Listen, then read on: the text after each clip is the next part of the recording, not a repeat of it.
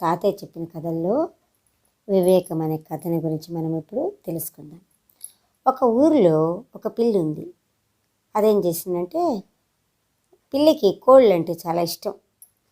అవి కోళ్ళు ఏం చేశాయంటే ఒక గూట్లో కూర్చోన్నాయన్నమాట. ఆ కోళ్ళ గూడులోంచి తొంగి తొంగి చూస్తుంది పక్క పక్క నుంచి పిల్లి. అప్పుడు పిల్లి ఏం చేసిందంటే, కోళ్ళకు జలుబు చేసింది అనే ఒక వార్త వినిందనమాట. ఇదే నాకు తగిన సమయము కోళ్ళను తినడానికని మంచి ప్లాన్ వేసింది. అదేం చేసిందంటే, ఒక డాక్టర్ వేషం వేసుకొని సంచి నిండా మందులు పెట్టుకొని కోళ్ళ దగ్గరికి వచ్చింది.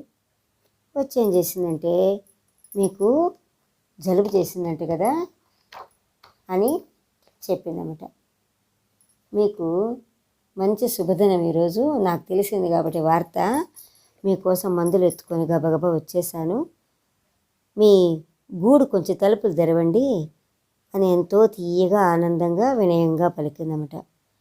అప్పుడు కోళ్ళు బాగా తెలుసుకున్నాయి, అమ్మో ఈ పిల్లి మమ్మల్ని తినడానికి వచ్చేసిందని. అప్పుడు వాటి భాషలో ఏం చేశాయంటే, అక్కడున్న కోళ్ళు ఒక్కొక్కరికో అని పెద్దగా ఏకకంఠంతో అరిచేసాయి.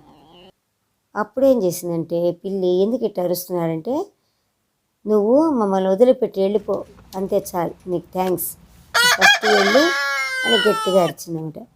అప్పుడేం చేసింది పిల్లి, అయ్యో నా పథకం పారలేదే, ఇంకేం చేస్తామని పిల్లి విచారించి నిరుత్సాహంతో అక్కడి నుంచి వెళ్ళిపోయింది.